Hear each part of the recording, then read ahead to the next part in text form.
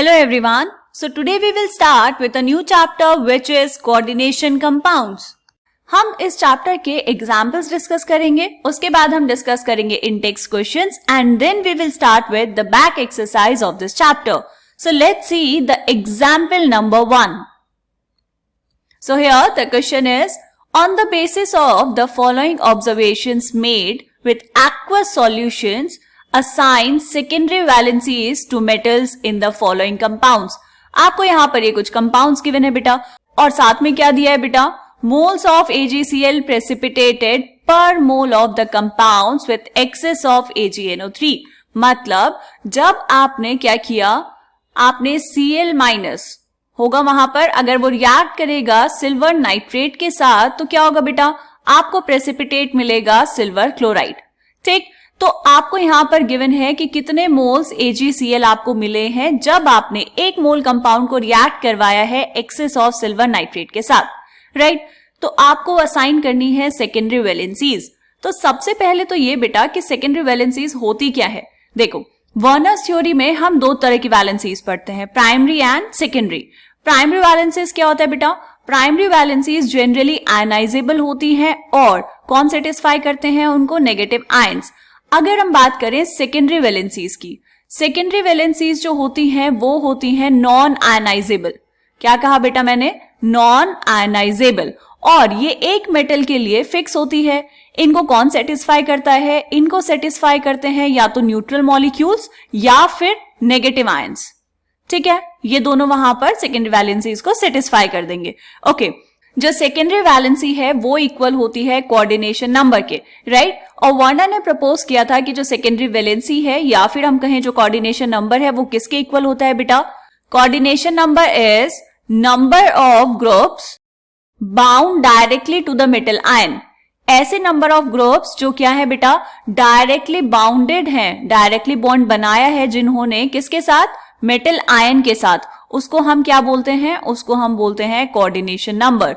तो जितने ग्रुप्स वहां पर प्रेजेंट होंगे जिन्होंने मेटल के साथ डायरेक्टली बॉन्ड बनाया होगा उतना ही होगा कोऑर्डिनेशन नंबर. ठीक है, बात समझ आई. चलो अब चलते हैं क्वेश्चन की तरफ. क्वेश्चन में जो फर्स्ट पार्ट है बेटा वो है PdCl2.4NH3 और यहां पर AgCl के कितने मोल्स मिले हैं आपको, 2 मोल्स. 2 मोल AgCl मिलने का मतलब है बेटा कि ये होगा आपके पास कोऑर्डिनेशन स्फीयर और इस कोऑर्डिनेशन स्फीयर के बाहर होंगे 2 Cl. राइट, ऐसा क्यों, क्योंकि ये वाली जो वैलेंसी है ये आयनाइजेबल है, ये आयनाइज हो सकती है, तभी तो ये सिल्वर नाइट्रेट के साथ मिलकर आपको देगा सिल्वर क्लोराइड का प्रेसिपिटेट और 2 मोल प्रेसिपिटेट मिल जाएंगे. राइट, ये कोऑर्डिनेशन स्फीयर के अंदर जो भी एंटिटीज प्रेजेंट होंगी वो नॉन आयनाइजेबल होंगी. ठीक है बेटा.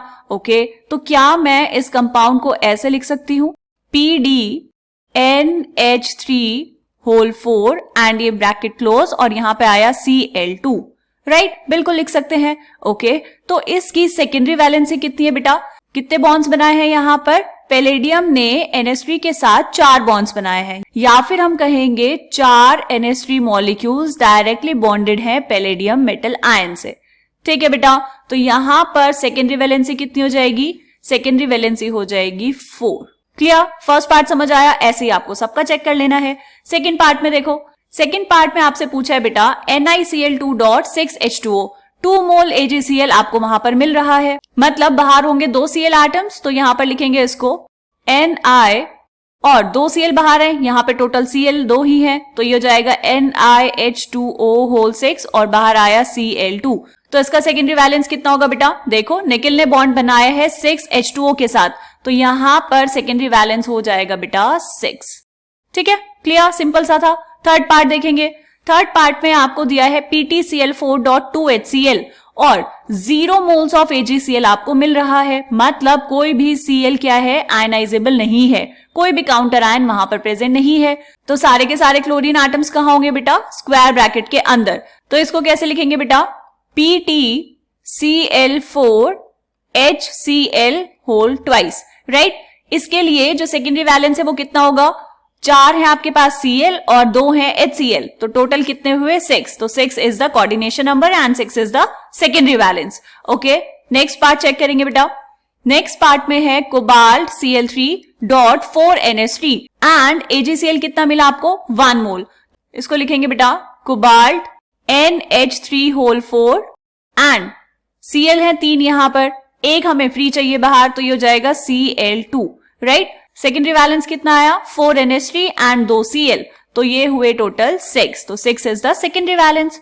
ऐसे लास्ट पार्ट चेक करेंगे, लास्ट पार्ट में है PtCl2.2NH3 एंड यहां पर मिला 0 मोल ऑफ AgCl, तो इसको भी हम बहुत सिंपल तरीके से लिख पाएंगे, ये हो जाएगा PtNH3 whole twice and Cl2, right. बाहर कोई भी काउंटर आयन प्रेजेंट नहीं है। यहां पर कितना हो जाएगा, 2 है NH3 मॉलिक्यूल्स एंड 2 है Cl, तो ये हो जाएगा आपके पास 4, राइट। तो ये हमने क्या लिखे हैं बेटा लास्ट में, these are the secondary valencies, जो आपसे पूछा था, सेकेंडरी वैलेंस। ठीक है, क्वेश्चन समझ आया। अब इसका आंसर आपकी एनसीईआरटी बुक्स में भी गिवन है, because this is an example, तो वो भी चेक कर लेंगे। चेक करो बेटा, फर्स्ट का आंसर कितना लिखा हमने, सेकेंडरी इज 4, ओके ठीक है, सेकेंड इज 6, थर्ड पार्ट का आंसर है 6, fourth is 6 and fifth is 4, सही लिखा है हमने, 4 6 6 6 and this is 4। So this is example number 1। मिलते हैं नेक्स्ट क्वेश्चन में, तब तक के लिए बाय बाय।